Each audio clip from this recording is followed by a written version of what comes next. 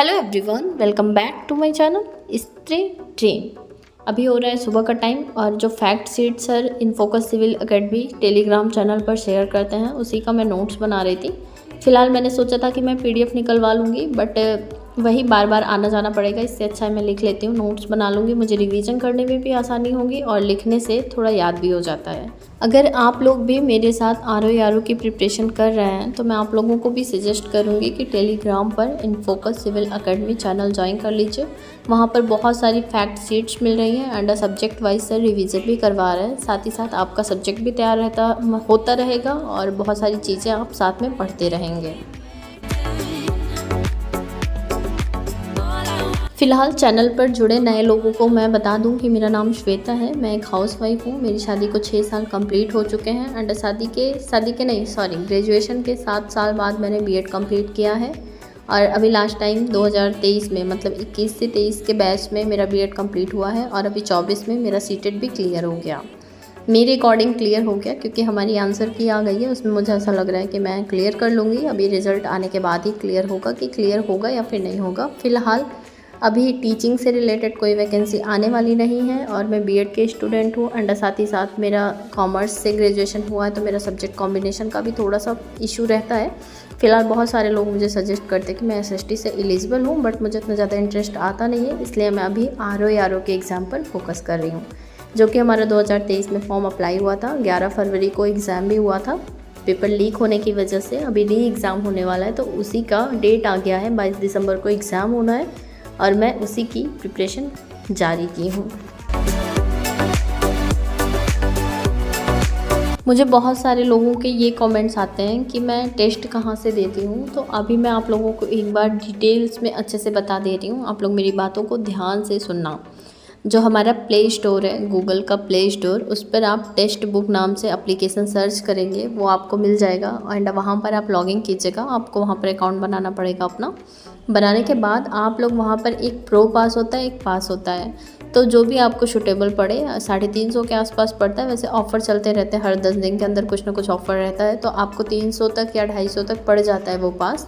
और मैं सजेस्ट करूँगी कि आप लोग प्रो पास लीजिएगा क्योंकि उसमें सारे PYQs के क्वेश्चंस रहते हैं और साथ ही साथ मॉक टेस्ट भी बहुत सारे मिलते हैं और सब्जेक्ट वाइज टेस्ट, हर पोर्शन का मतलब अलग अलग टेस्ट रहता है। बहुत सारे प्रैक्टिस करने के लिए आपको टेस्ट वहाँ से मिल जाएंगे एंड स्टार्टिंग से लेकर अब तक का जितने भी एग्ज़ाम, जिस भी एग्ज़ाम की आप प्रिपरेशन करना चाहें, चाहे वो यूपीएससी का हो, टीचिंग से रिलेटेड हो, स्टेट PCS हो या फिर SSC हो, CGL हो, बैंक का हो, किसी भी एग्ज़ाम का, जितने भी एग्ज़ाम्स, यहाँ तक कि एंट्रेंस एग्ज़ाम के भी मॉक टेस्ट आपको और PYQ उस एप्लीकेशन पर मिल जाते हैं। तो वही मैंने परचेज़ कर रखा है। तो फ़िलहाल अभी मैं सीटेट का जब प्रिपरेशन कर रही थी तो उसका टेस्ट दे रही थी। अभी मैं आरओ की प्रिपरेशन कर रही हूँ तो उसका मॉक टेस्ट लगाऊंगी। फ़िलहाल अभी मैंने लगाना स्टार्ट नहीं किया है, जब मैं लगाऊंगी, फ़िलहाल अभी पहले मैं पढ़ लेती हूँ कुछ दिन, 1 महीने के आसपास, उसके बाद मैं टेस्ट लगाना स्टार्ट करूँगी क्योंकि पहले टेस्ट लगा कर मतलब नहीं है, क्योंकि मेरी प्रिपरेशन उस लेवल की भी है नहीं। तो यहीं से मैंने परचेज़ किया और वहीं से मैं टेस्ट लगाती हूँ।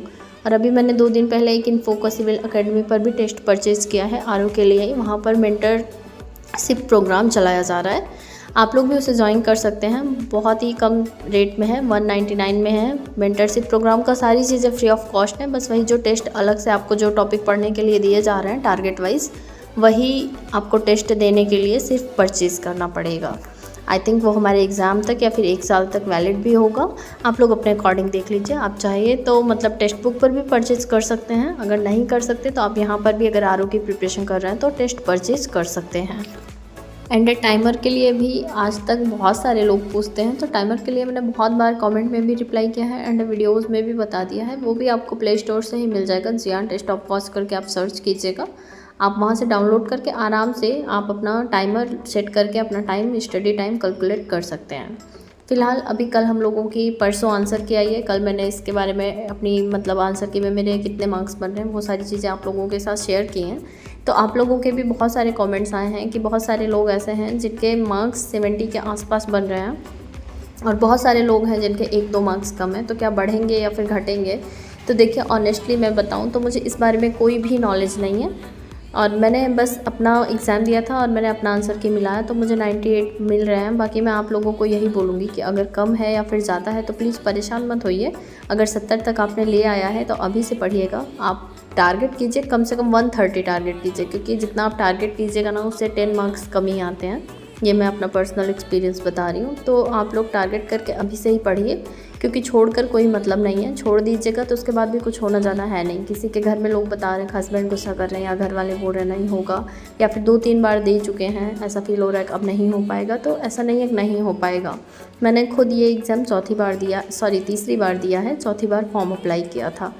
तो कोई चीज़ कंटिन्यू करते रहने पर सक्सेस मिलती है, ना कि एक बार अगर आप पास हो गए या फिर फेल हो गए तो फिर चीज़ें डिसाइड हो जाती हैं। एक बार में कोई चीज़ डिसाइड नहीं हो पाती है।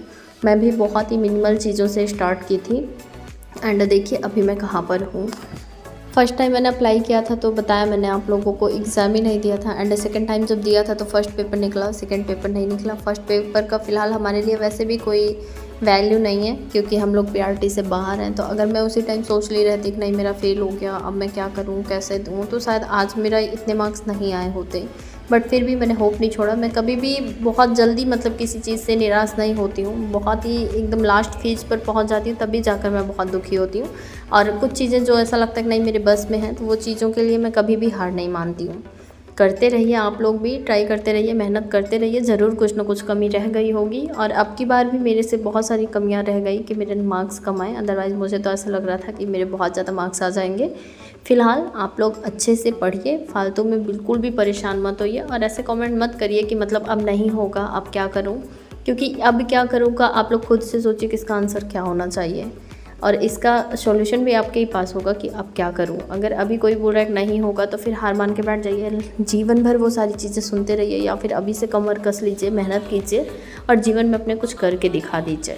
तो आपके ऊपर डिपेंड करता है कि आप कैसे इन सारी चीज़ों को लेते हैं, किस वे में अपने आप में ये सारी चीज़ें आप लोग कंज्यूम करते हैं।